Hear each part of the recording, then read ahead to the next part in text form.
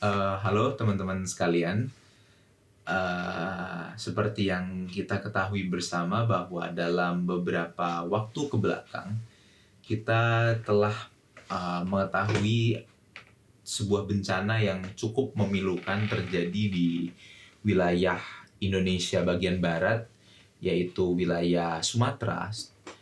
Secara garis besar, di mana hampir beberapa wilayah-wilayah vital di Sumatera terdampak daripada banjir yang cukup besar dan bahkan melumpuhkan secara total aktivitas-aktivitas sosial yang ada di sana. Nah, namun kita di sini akan membicarakan mengenai bagaimana dampak psikososial dan trauma kolektif di masyarakat tersebut, gitu kan, dan bagaimana mungkin uh, solusi yang bisa kita wujudkan untuk menangani hal itu. Bahkan mungkin ini bisa menjadi solusi yang bisa dipertimbangkan oleh pemerintah dalam menangani dampak psikososial dan trauma kolektif itu. Nah, tentunya dalam kesempatan ini kita lebih banyak berbicara dengan bahasa-bahasa yang sederhana dan tidak begitu rumit, namun membuka daripada ruang empati kita terhadap teman-teman kita, saudara-saudara kita yang ada di sana, yang tentu pasti mereka akan merasakan yang namanya trauma ataupun hal-hal yang menyangkut dampak kedepannya seperti apa bagi mereka, gitu kan. Jadi mungkin kita akan bahas ini secara mendalam pada kesempatan kali ini. Nah, tentu teman-teman, banjir itu memang bencana yang cukup destruktif, di mana rumah ataupun bangunan, infrastruktur jalan, infrastruktur penghubung darat itu secara utuh akan hancur ketika bencana banjir ini datang. Terlebih bencana banjir yang terjadi di wilayah Sumatera ini cukup destruktif karena memang begitu besar sekali volume air yang merambah ke berbagai perumahan-perumahan ataupun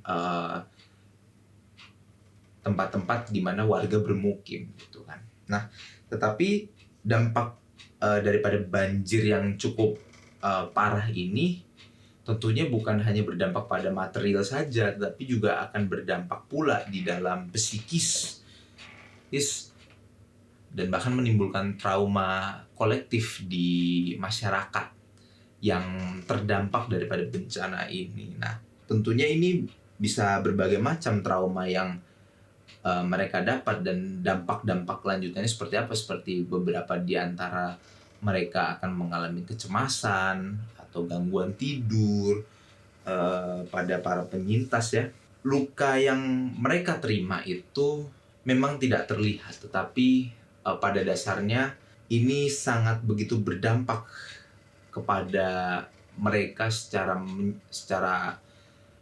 menyeluruh, namun di belakang layar, sehingga kita tidak tahu apakah mereka itu sudah lebih baik ataukah tidak, karena ini tidak nampak seperti luka pada umumnya. Luka luar, luka fisik, itu sangat berbeda, gitu teman-teman. Nah, trauma kolektif itu kan muncul ketika sebuah komunitas atau kelompok besar itu mengalami suatu hal, peristiwa yang sama, menyebabkan kerugian ataupun dampak yang sama daripada mereka. Nah, sehingga hal ini dapat memperkuat juga sebetulnya, ya, dalam beberapa momentum ini juga akan memperkuat solidaritas, gitu, di dalam kelompok itu, karena mereka merasa harus saling melindungi antar satu sama lain. Tetapi di satu sisi lain, ini juga akan menimbulkan stres berkelanjutan, di mana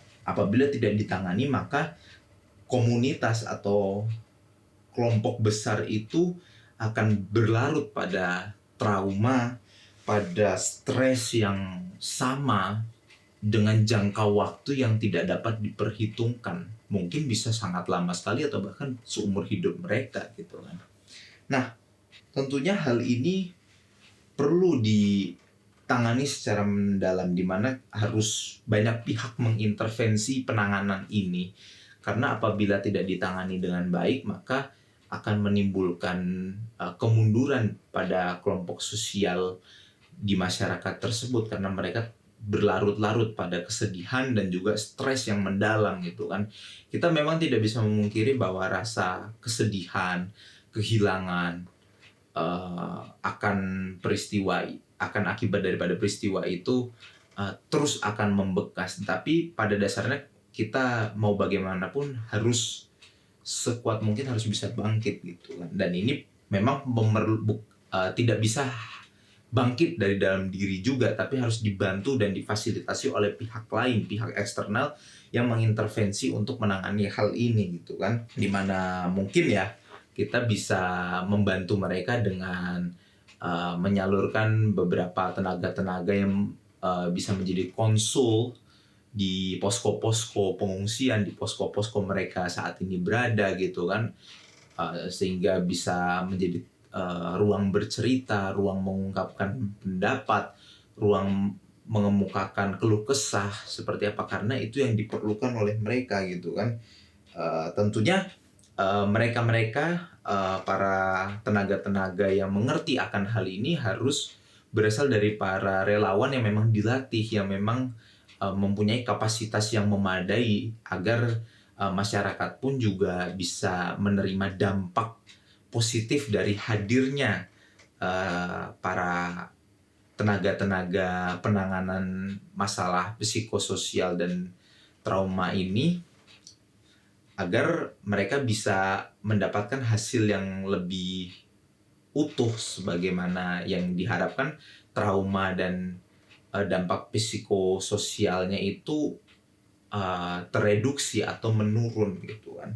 Nah tentu selain daripada itu juga harus dikombinasikan juga dengan bantuan-bantuan lain seperti ya bantuan logistik, bantuan kesehatan ya. Nah ini terkait bantuan penanganan dan pembekalan daripada psikososial, hal ini saling melengkapi antar satu sama lain teman-teman gitu kan. Mungkin memang hal ini masih dianggap remeh-temeh oleh masyarakat beberapa kelompok masyarakat kita saat ini ya, mengenai kesehatan mental dan hal-hal yang berbau dengan trauma itu seperti apa, yaitu masih menjadi hal yang tidak begitu dipedulikan. Tapi mau bagaimanapun kita harus peduli akan hal ini, karena kedepannya ini juga akan memberikan dampak positif bagi masyarakat yang terdampak akan bencana banjir ini, supaya mereka bisa lebih cepat pulih,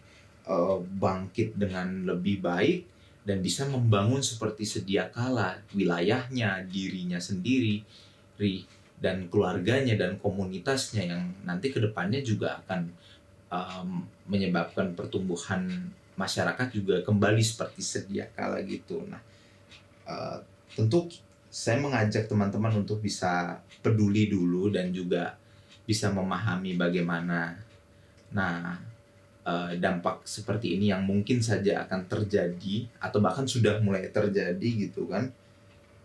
Dan ketika dampak ini telah terjadi, kita harus mendukung daripada upaya untuk menangani hal ini, upaya untuk menghandle daripada dampak psikososial dan trauma kolektif yang ada di masyarakat ataupun kelompok yang terdampak daripada bencana itu. Nah semoga mungkin ya teman-teman bisa betul-betul memahami ini juga mungkin, dan juga teman-teman juga bisa peduli akan penanganan ini ke depannya, agar supaya kita semakin bisa mereduksi daripada dampak psikososial dan trauma kolektif yang ada di korban-korban bencana. Mungkin itu saja yang bisa saya sampaikan pada kesempatan kali ini.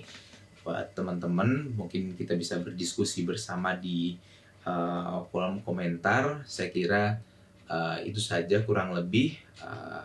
Apabila ada kesalahan dalam berkata-kata ataupun berucap, saya memohon maaf. Terima kasih teman-teman telah menyaksikan dengan seksama video ini, dan sampai jumpa di lain waktu.